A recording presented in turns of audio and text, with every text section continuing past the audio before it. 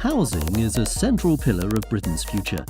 As the nation continues to grow, our housing sector will have to grow alongside it, a critical part of ensuring a prosperous future for the UK. But there are challenges for the sector. Already demand is outstripping new building, creating pressure across the whole sector and the wider economy. The UK housing stock is currently amongst the least efficient across Europe, and it actually equates to about 1/4 of our carbon output in the UK. So the refurbishment of properties within the UK housing stock is critical and paramount importance. The remote metering and monitoring of these properties is crucial if we're to fully understand the effectiveness of different energy efficiency measures. It can also highlight problems with the new build market. It means that we can monitor new build that has different technologies and assess how effective they are. There's a number of extra benefits with remote metering and monitoring within the housing market space. You could also decide or see how people are actually living within these properties, and it can help with behavioural change programmes as well. Housing associations are going through quite a lot of interesting challenges at the moment. The government has brought in some reforms around welfare and around rent reduction as well. There's been a 1% reduction in rents, which, although it may not sound like much, has a huge impact on the amount of rents that housing associations can actually bring in. Other things like housing, the need for housing at the moment, it's a big political topic in the UK, and the demand for housing in the UK is huge. So being able to keep up with that demand and build as many properties as possible is a real challenge for housing associations. So on the one hand, they've got all these sort of pressures coming from government and cuts and things like that, which means that they do have to reform and change and do things differently. Whether that's changing their culture and how they run with technology, which is what we're trying to help them do, so become more digital companies, and also changing the way their workforce is set up, so that a lot of their workforce is mobile based in the field, so being able to work wherever they are and however they want to be able to work with the tools and the data they've got in front of them at that point in time. So there's quite a lot of challenges, but I think the use of technology, becoming more digital, agile organisations can really help the way they do business in the future, and we want to help them be able to do that. There's three broad challenges that as an organisation we're facing. The first is concerning our residents. The government's welfare reform agenda means that it's becoming an increasing challenge for people to afford to keep a roof over their heads, and obviously we need to be working with both current tenants and new tenants to help them sustain their tenancies. Alongside that, there's a range of other changes that government's in the process of introducing in relation to things like the rent cut, right to buy, local housing allowance, which means there's increasing pressures on us as a business and increasing challenges to generating a surplus each year so we continue to provide our service. And then around that, there's a just increased expectation that we are developing more, building more homes and offering kind of continuing to offer affordable housing solutions to the people that live in our properties. We're not meeting the demands for homes generally in any sector, frankly. It's not just in the affordable sector. I mean, homes are products, people buy them as you buy cars and other products. So the idea of providing homes that are affordable is a very big issue. And I don't think it can be met without further investment from government. I mean, at the moment, we produce around 40,000 affordable homes for rent a year. We almost certainly need to double that. And the only way that can happen, I think, is by having greater investment from government. I don't see where else the funding is going to come from. There are other issues, of course, like access to land, availability of land. But I think the land is there if the money is there to buy and build the homes. The other issue is, does the industry have the capacity to build the homes because it's been used to building at a certain level, and to raise that level overnight or within a year, for example, will require a lot more people. So, there are three issues. One is availability of finance, two is availability of land, and three is availability of skills and people to do the work. You crack those three things and we'll build enough homes. A major hurdle for the present housing market is efficiency. As the world has become more technologically sophisticated, the housing sector has lagged behind in bringing new technology to bear. Bringing new approaches and a new mindset into the industry can help the industry become more lean and more effective. Any digital transformation journey has to be about three elements: people, process, and technology. Just implementing technology on its own doesn't help address any of the challenges. We've really got to make certain we're looking at the business processes that we're trying to transform, and make certain that we have that combination of a revised process using new technology, and make certain that the people are comfortable with the change which may be necessary to adopt it. Technology will radically help us improve how we deliver services. I think it will help us put services into tenants' hands so that they have more control over services and provide more 24-hour, 7 days a week delivery of services.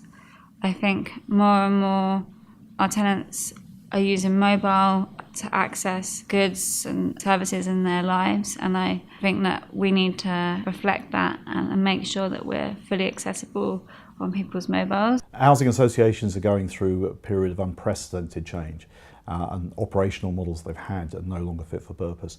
We think that actually helping them with their digital transformation is going to ease those processes by starting to automate, starting to connect their staff and tenants. We're actually making their ability to operate much more efficient, and this will address some of the challenges they have around cost reductions which are imposed on them. One of the key innovations that a lot of people are talking about at the moment is Internet of Things technologies. Internet of Things is a really interesting way in how physical hardware and the internet interplay, and I think we'll see more and more Internet of Things innovations in the future. The way we use data is evolving all the time. We've recently been involved in a government-backed project that aimed to create a model that could be used within the social housing sector. The model takes a certain amount of data from data loggers and remote metering that's in situ within these social housing schemes, and then the data is fed into the model, which allows them to extrapolate the data to predict the effect of different energy saving measures on the further housing stock. More so than any other sector, the housing industry must be responsive to changes in our wider culture. The industry's customers are typically individual tenants whose lives have substantially changed in the past few decades. In today's world, it's expected that business can be transacted from a phone or laptop, with digital documents and agreements the standard, and the housing industry needs to reflect that. If you look at the wider world around us, then you'll see the way in which we search for information, manage our finances, shop, listen to music, watch TV, even socialise has changed dramatically in a very short space of time. And yet when you look at the world of social housing or other public services, we're still a very long way from being at that point, and actually a lot of the processes we follow are still reliant on very old systems that are inefficient and out of date. We often follow very kind of bureaucratic, paper-based processes that are inefficient for everybody involved. And if we want to transform the way in which we go about our business in the ways that we want to, then technology has a key role to play in that. I think it's fair to say we're still quite a long way from reaching that all-important tipping point. But what's important for me is that you can see that there is recognition that this is necessary and that we need to bring about this change. And I think more importantly that there is a range of work happening both inside Viridian and outside in the wider sector to start to bring about that change, and it's one that's starting to gather momentum. In today's competitive arena, the world is moving very quickly, but still the adoption of cloud technology is still relatively early days. I think still fewer than 6% of all businesses have adopted cloud, even for things like basic services such as email. So there's still a lot of need for companies with experience, and we've now got something like 8 years of experience in this area. Staying up to date is obviously absolutely vital, and the world is moving very, very fast, but we've been delighted to have won a number of awards for not only our expertise in supporting these cloud services, but also helping people be innovative in their own transformations in their own business. And this process of digital transformation is absolutely vital. We primarily work with Google technology. Our main competitors tend to be the people who are competing against Google. So we've got that, powerful name and brand behind us. So as a business, actually making that decision to work with Google technology, I think sets us a little bit apart, because we believe that's the most easy to use, intuitive software that can bring real benefits to business in how they collaborate and how they work together. And being based on Google's huge infrastructure as well, you always know that it's going to work, it's going to be fast and effective. Some of the main advantages of visualizing information using Ancoris Maps Housing and Google Maps is you can bring lots of different data sets together and see them on the same plane, data sets you wouldn't be able to see together before, as well as third-party information like lifestyle data, demographic data, house prices and stuff like this, and real-time information like where our repair technicians are currently in the field. So being able to bring this information together, you can start to make better operational decisions. There are many new technologies that are coming into the UK housing sector as a whole. There's a focus at the moment from government on heating, and particularly district heating schemes. There is funding available for putting pipes in the ground effectively, and that enables you to have a large heat generating plant that then distributes the heat through the pipes to different properties or different commercial buildings. Monitoring in this particular case is vital. It's used to ensure that the plant is performing correctly, but more importantly, it's important to bill the individual tenants or the individual commercial tenants for the amount of energy that's been used. And again, this is done using remote monitoring of heat meters. The data will be gathered on a half-hourly basis, fed back through to a central back-office system using GPRS SIM cards or broadband services, and that allows the client to view the information online using a portal and also manage their billing for the individual tenants. Smart metering and remote monitoring is increasingly used within the social housing sector. One of the key areas is for the monitoring of renewable energy installations. By monitoring a solar PV system, for instance, you can actually look at the generation from the system on a half-hourly basis. What this allows you to do is compare certain installations against other ones of a similar type. It allows you to carry out analysis to ensure that the systems themselves are producing the energy that was predicted.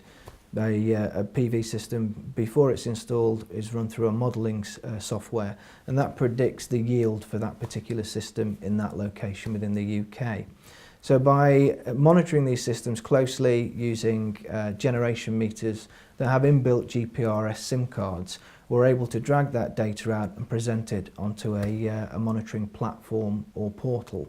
The client can then log into the portal, compare different properties, ensure that the predicted output is correct, and manage their stock accordingly. The data from the PV systems is fed through a back office system and onto a web-based portal.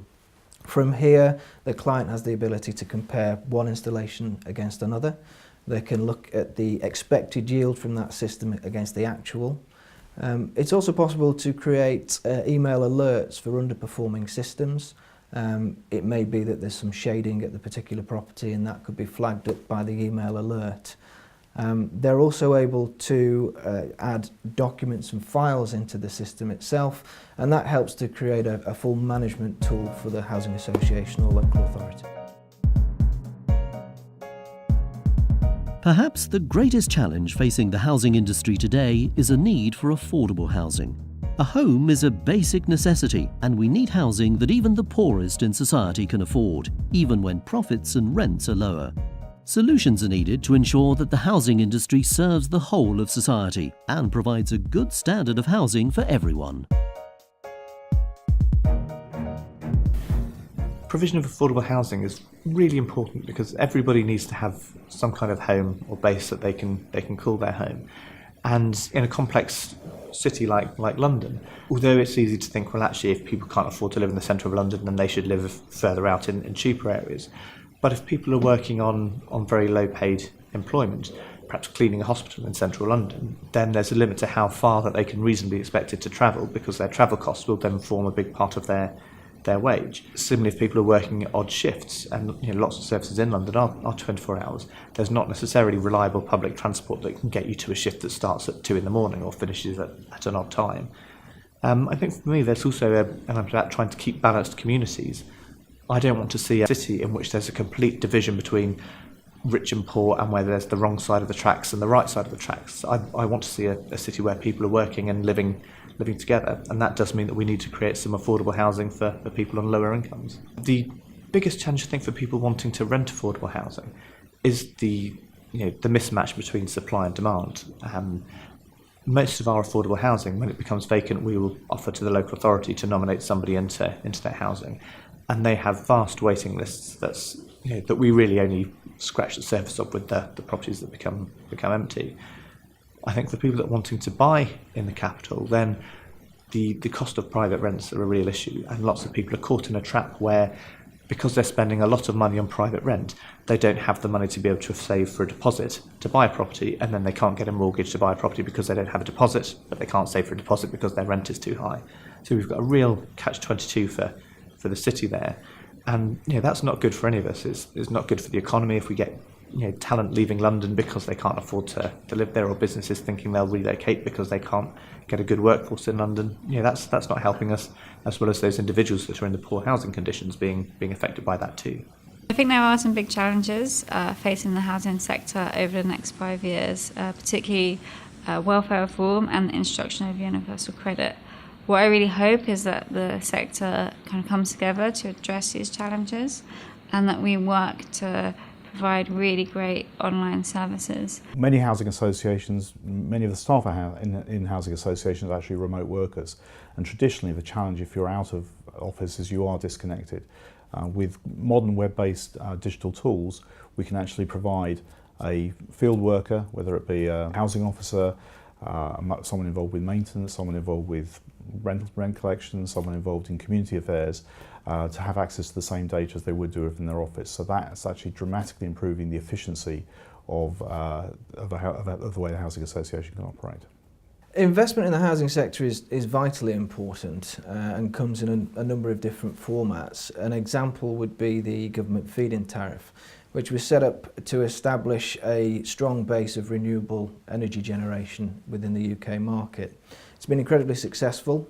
However, towards the end of 2015, the feed-in tariff was cut dramatically, and that's led to a dramatic reduction in the number of installations that are actually taking place.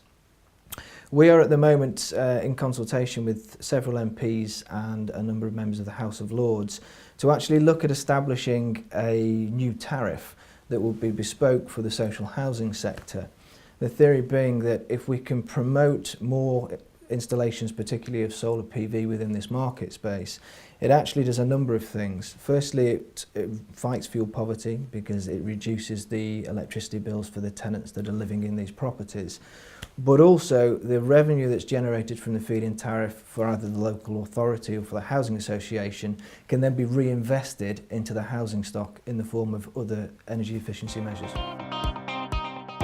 Social housing continues to be a major issue in the industry. This sector continues to evolve but remains a critical service for many people. Collaborations between public and private industry to provide low-cost housing will always be a significant part of the housing industry, even as the emphasis continues to shift. There are a number of government incentives and schemes that are aimed at increasing the energy efficiency of the UK housing stock. There are also many different types of energy efficiency measures and technologies available. It's only by closely monitoring the effects that these have on buildings will be how we actually decide which are the most effective moving forward, and those are the ones we can take forward into the new build market in the UK. Lately, government has been moving away from housing associations in that they've pulled through some reforms that ultimately are going to make life more difficult for housing associations, and government funding is going down for housing associations, so they're letting them be more independent and have more paid for rent rather than social rent as well. I believe maybe one of the best ways government could help housing associations is to let them have that independence and be able to do what they need to do within the housing association as a business to help their tenants and build more properties, because we need more properties built in the UK, and that's one of the main government targets. And housing associations are going to be the people who provide those. The government could support the housing sector, I think, by perhaps relaxing some of the regulation that we have. Fairly recently, the government decided that they wanted us to reduce our rents by 1% a year for the next 4 years, which to mine was about them trying to reduce the housing benefit bill. Now, by saying they want us to reduce our rents, that reduces the amount of money we have available to develop new properties. And in a way that the government policy hasn't been particularly joined up in that respect. So on one hand, they're saying, well, we want you to develop more properties, and so you can charge up to 80% of the market for your rents. And at Viridian, we generally charge about 65% of the market. So we're charging below the amount that we would be able to charge from a regulatory perspective. And then the government say, well, actually, we're going to make you put your rents down, even though you're not charging the rents that we say that you can charge. So that hasn't really been terribly joined up. By allowing associations to have more control over things like rent setting, that does allow us to look at when, if we're developing properties here for a particular group, we can charge rent A, and if we're developing properties here for a poorer group, we can charge rent A minus 10% or whatever that might be. So I think that kind of freedom would really help the associations. Modelling, for example, has been a huge investment by the government involving organisations like the CIC over the last 4 or 5 years to make freely available to the industry all the tools, the toolkits, all of the information that they need in order to be able to invest themselves in the technology to design and to construct through building information modelling, which the government is already proving through its test pilot projects, saving a lot of money. Projects are being created quicker and they're more reliable once they're up and running. There's a process called soft landings, which means that once you've completed a building project and handed it over to the client, the owner-occupier, the building users, etc., that they're able to start using the building to its full and best capacity immediately. They have a complete manual of how to operate the building, make sure that the energy efficiency measures that have been put into place are operable. Challenges exist across the housing industry, but change is coming rapidly. Accommodation has become a primary concern of people across the country, especially in our densely populated urban areas, and the housing industry is taking note. In the years to come, we'll see a major overhaul of how the housing sector is managed, with substantial increases in efficiency. Even if things look difficult, I do feel optimistic about the sector. I think the housing shortage in the UK means that we are going to have to continue to have some kind of affordable or social housing provision. Whether that will change or how that will look may change in the future, but I don't think it's a sector that's going to vanish. I think also, certainly in London, the cost of housing is increasingly moving up the agenda. For the London Mayor, housing was one of the main issues that was campaigned on. There's also organisations like Generation Rent that are really raising publicity and banging the drum, saying actually there are whole generations of people that will never be able to afford to buy their own home. And that's something that's increasingly becoming a problem. I suppose whether we have a Conservative government which generally would prefer to have home ownership, then something will need to be done for those people if they can't afford to buy their own home. If we have a more left-wing government that wants to subsidise social housing, then again they'll be needing to have something done there. So it's difficult to know in what ways the sector will change, but there's clearly going to be a need for people to be able to afford accommodation in London. The housing sector is going through a tough time at the moment. There's a huge amount of change and a lot of pressures, but I think there's also huge opportunity. I think looking to the future, housing associations need to look at both their operational efficiency, and I think we're going to continue to see consolidation as housing associations combine to provide better services in a more efficient manner. Future for the housing sector, hopefully, is quite bright. They're going through quite a lot of challenges and reforms at the moment, but we believe that through innovating and doing things a little bit differently, especially around technology, the future can be quite bright for housing associations, and we want to help them get to that bright future. The UK housing stock at the moment is tremendously inefficient, and I think it's vital for the UK that we increase the addition of energy efficiency and energy saving technologies into our housing stock. It's the only way that we're going to look at fighting fuel poverty and also to achieving our carbon reduction targets.